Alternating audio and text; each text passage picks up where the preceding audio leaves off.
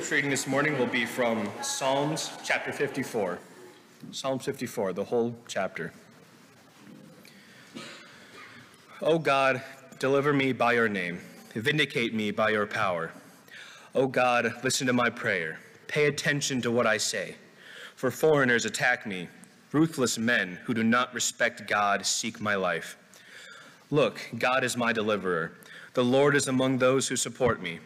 May those who await to ambush me be repaid for their evil. As a demonstration of your faithfulness, destroy them.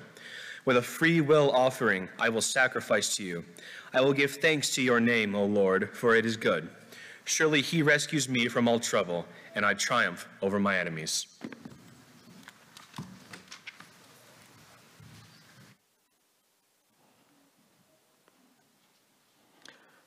Thank you, Kenny. May God bless the reading of his word. And may the Lord's church be faithful to the word until Jesus comes again. The reports that I've heard from the Ladies' Day yesterday are encouraging. I'm sure all of the ladies that were here were encouraged by the lessons and the fellowship and the prayers and the singing.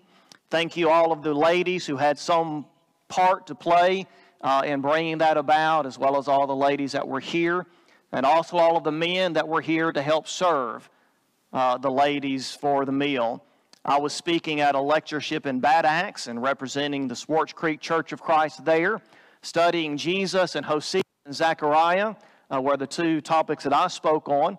But it is good to see everybody here this morning on this Lord's Day. Jared will be presenting the lesson tonight, Ephesians chapter 5. Next Sunday, last year, you remember the last Sunday of the month when we had our monthly song service, we met under the pavilion and we sang praises to God under the pavilion Sunday night. Well, there were a few of our young adults asked the elders if we can shift the cookout to Sunday morning after worship and then encourage everybody to stay and play softball or kickball or let the kids ride their bikes or whatever and just spend time together Sunday afternoon and then have our song service under the pavilion next Sunday night. So that's what we're going to do next week.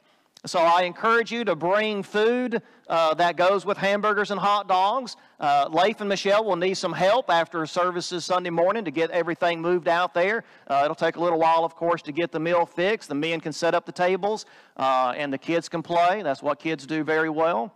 And so we will do that next Sunday. That's the Sunday right before Memorial Day. So maybe you'll stay all afternoon and then you can just take Monday off and rest from all that time together. And then we'll see what we do the rest of the summer. If it works out really well and you give the elders good feedback, then maybe we'll do it again in June and July and August. But it's great to spend time together. Do you have your copy of God's Word open to Psalms 54? I want to begin by asking you this question. Have you ever felt betrayed? Have you ever been betrayed? Family member, a friend, at a time when you needed help, they were not there. And maybe even worse than that, they may have stabbed you in the back, done something harmful to you when they should have been a friend. But that can be very discouraging when it happens. And it can cause us to question our own self-worth. It can make us question, what are we doing in life? What direction is my life going? One of the most well-known acts of betrayal in world history happened on the Ides of March, March 15th, 44 BC. Julius Caesar was being attacked by people who were attempting to assassinate him, and he was doing a pretty good job of fending them off until he saw his friend, Brutus. And he covered his face with a part of his robe, and he asked that famous question now. And you too, Brutus? An act of betrayal. Probably the most famous act of betrayal in American history was committed by none other than Benedict Arnold. He was a graduate of the West Point Academy. But in the heart of the American Revolutionary War in 1780, Benedict Arnold tried to surrender West Point Academy to the British soldiers. He did not succeed. He has a plaque hanging on the wall of Old Cadet Chapel on which his name had been engraved, but it has now been etched out. We were there visiting a few years ago, and you can actually see that his name is supposed to be there. But somebody somewhere over the last 200 years has etched out his name. He was an embarrassment to West Point, to the American Army, to the United States of America. Now, they did not try to whitewash history. They could have taken the plaque down entirely.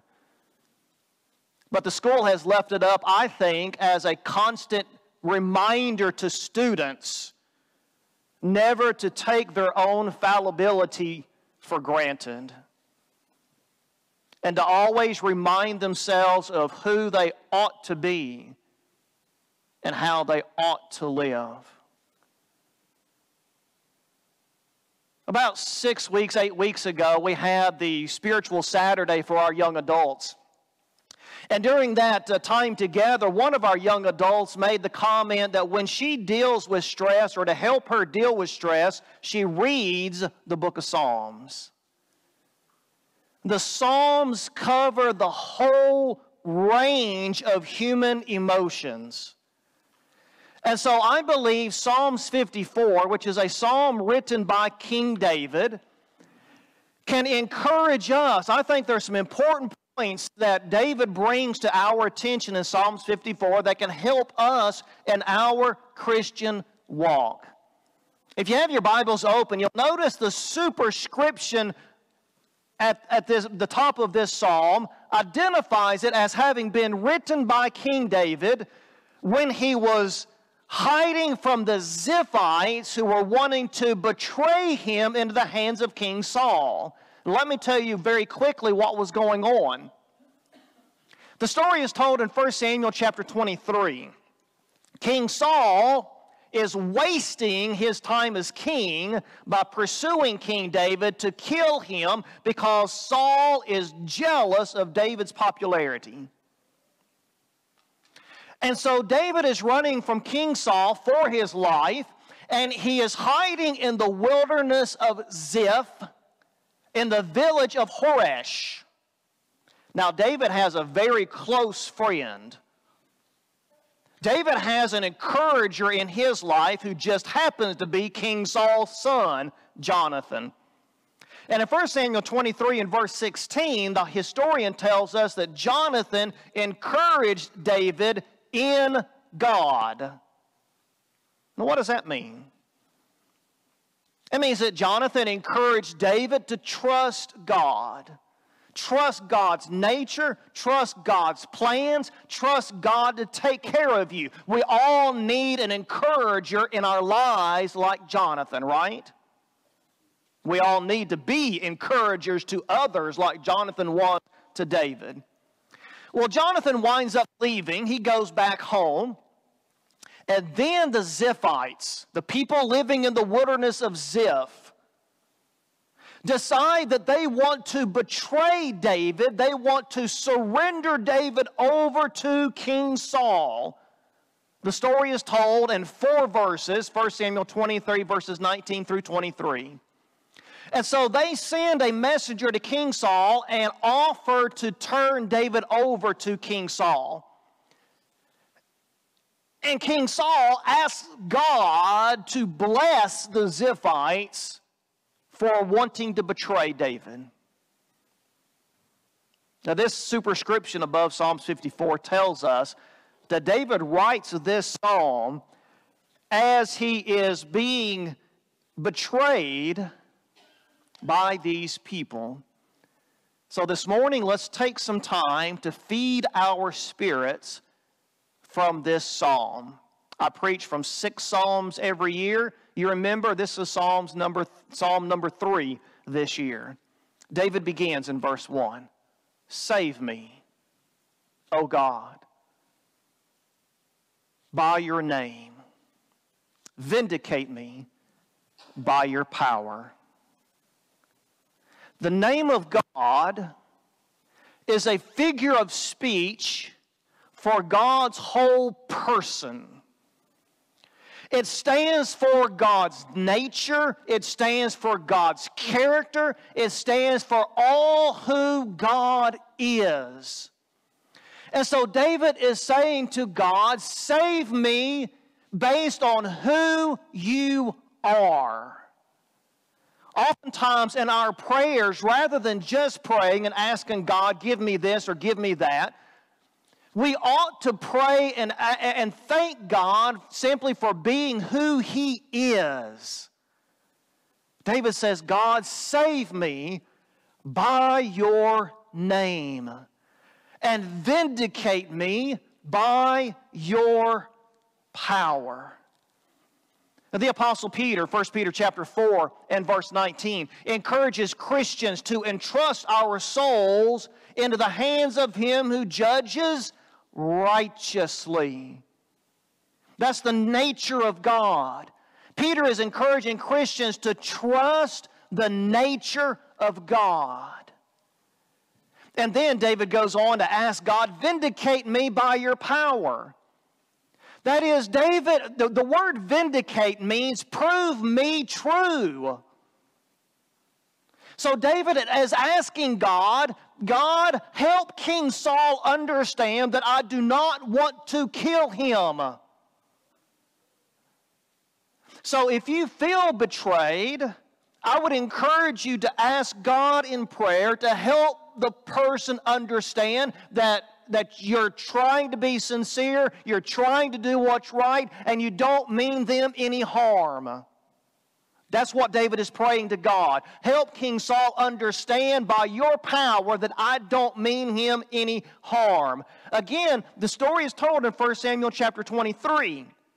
In 1 Samuel chapter 24 and in 1 Samuel chapter 26, God gives David 2 opportunities to kill King Saul.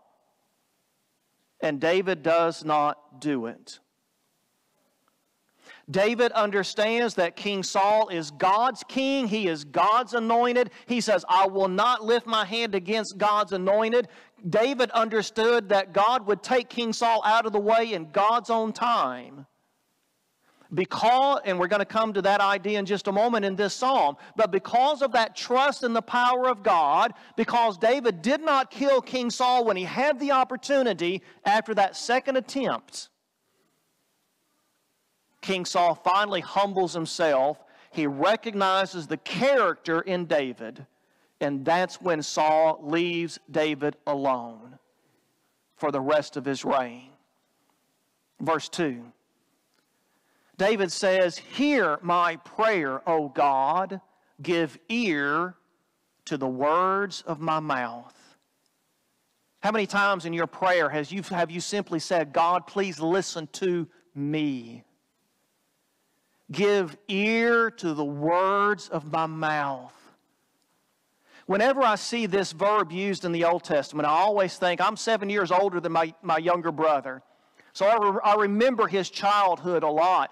And so whenever I see this verb where David or someone else says, God, give ear to the words of my mouth, I think of my younger brother wanting to get mom or dad's attention.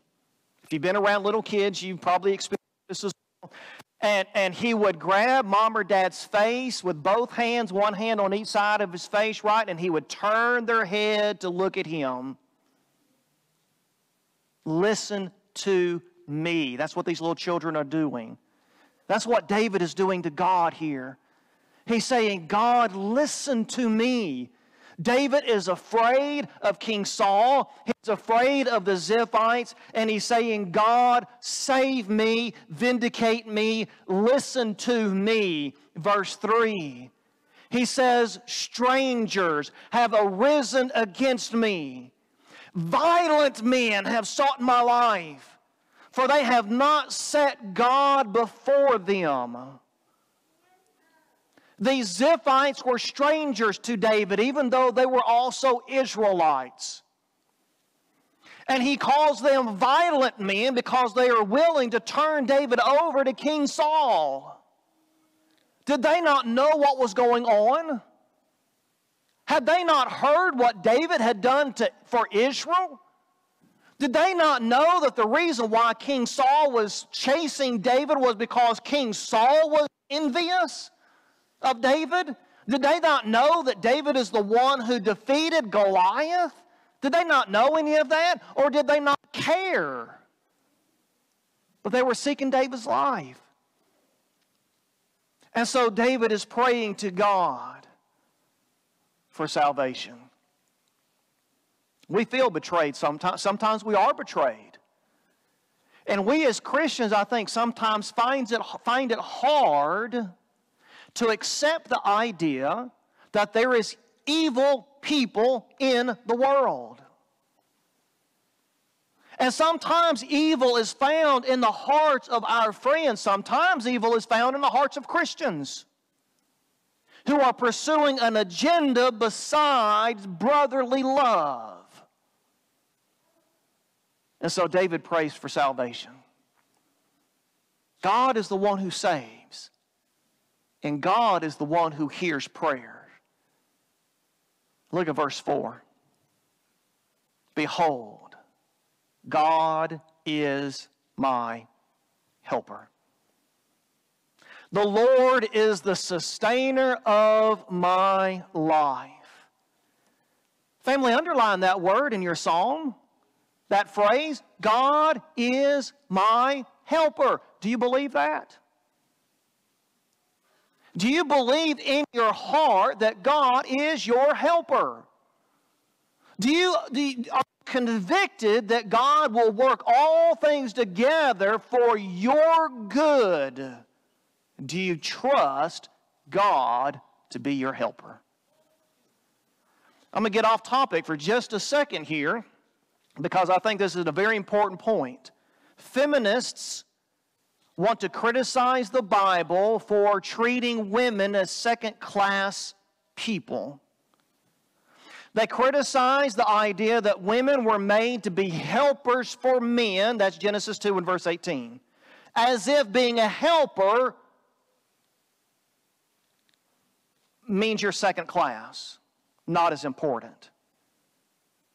Family, write down in the margin of your Bible, Genesis 2, verse 18, and underline this word helper, because it's the same Hebrew word.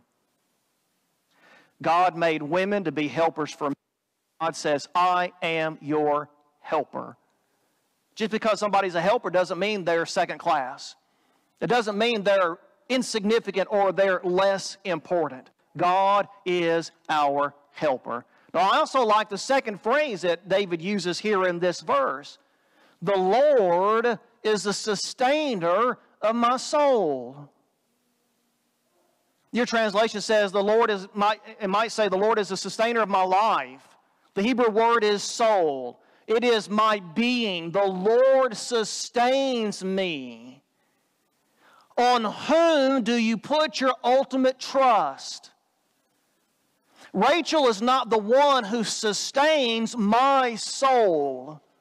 My daughters are not the ones who sustain my soul.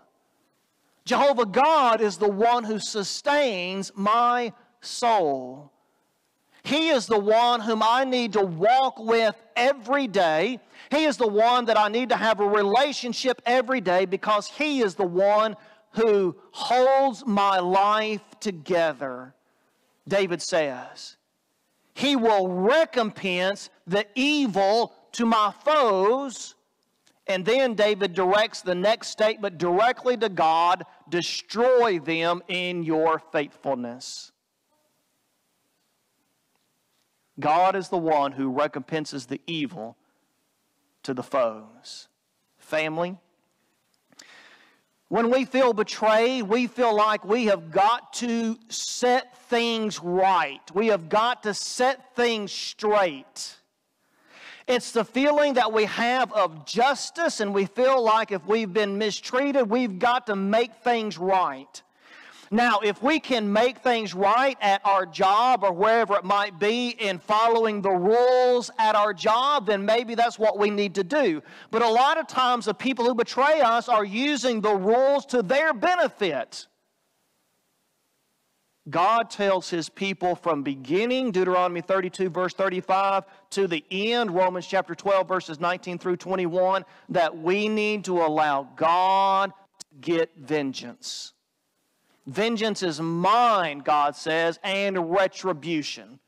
God is the one who rights the scales of justice, who balances the scales of justice at the right time and in the right way, because God is all-knowing and God is all-powerful.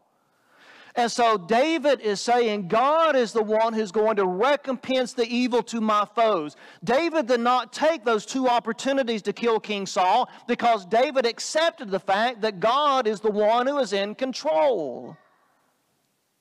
And God eventually takes King Saul's life through the hands of the Philistines rather than through David's hands. And then David follows that up with that comment, God, destroy them in your faithfulness. The word faithfulness is the word for truth. David recognized that all truth begins and ends with God. Family, God cannot do something that is not true. God cannot do something that is false. Something that is false or a lie is outside of God's nature. So everything He does is true and consistent with who He is. And that is a God of love and a God of grace and a God of holiness. Everything God does is consistent with who He is because that is truth. And so David prays to God, destroy them, God, in the way you know is true and what is right and what is fair. So God is our helper. And God is the one who sustains us in our lives. Point number 3. When God delivers us, we need to worship. Thanksgiving is the core, primary reason why we worship. So in verse 6, David says, willingly I sacrifice to you. I give thanks to your name, O Lord, because it is good. Notice, first of all, David says, I am willingly worshiping you. True worship doesn't come through force. It doesn't come through compulsion. We have to come and worship God from our hearts and willingly give our lives in worship to God. And then David says, I will sacrifice to you. That is animal sacrifices under the law of Moses. So David says, God, I am willingly going to sacrifice my flock to you as a gift.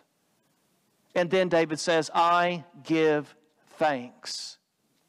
That verb can also be translated as praise. He may very well be talking about singing songs. I give thanks to your name, your character, your reputation, your nature, God, O Lord. Notice, because it is good. David says God's name is good. Once again, family, I want to emphasize that God cannot do something that is not good. Everything God does is good. It's good for us. It's good for our family. What God does is good. He cannot do something that is not good because that would be outside of His nature. So the question is, do we trust Him to do what is good? The Lord's name is good. And then the very last verse, David says, because God has delivered him from all trouble, and my eye has looked with satisfaction on my enemies. David worshiped God because David found God to be true and to be good and to be salvation for David.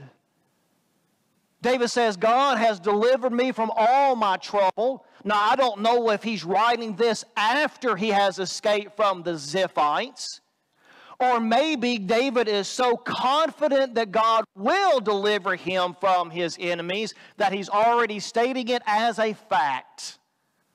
So he says, my eye has looked with satisfaction on my enemies. God's people has enemies. Christians have enemies. Jesus Christ had enemies. It should be no surprise that there are people in our lives who don't want what's best for us. But when we come in contact with those people, we need to keep Jesus and His character in our minds. And we need to be encouraged by the words of King David in this psalm. God is our helper, the one who sustains our souls. I conclude with the words of our Savior, Mark chapter 11 and verse 24, where Jesus promises us all things for whatever you pray and ask, believe that you have received them, and it will be granted to you. The Lord is our helper. Even more so on this side of the cross because we've got the benefits of the blood of Jesus Christ. There are times when we are betrayed. There are times when people don't treat us right. They're not fair to us. They're not just to us. And our heart wants to get back at them. Our heart wants to get revenge. David encourages us to trust the Lord. He's our helper. He is the one who sustains our lives. And when God gets us through those challenging times and those times that test our faith and our conviction in Christ, when He delivers us through all of that, family, our response needs to be to worship. We worship God through prayer, through singing, through giving, through studying His Word to strengthen our faith. And on the Lord's Day, we assemble around the Lord's table to thank God for delivering us from sin through Jesus Christ. Where are you this morning in your walk with the Savior? And your faith in God to be your helper? If there's anything your church family can do this morning for you to encourage you to walk faithfully with the Son, if the elders can pray for you, whatever we can do to encourage you in your walk, let us know while we stand and sing.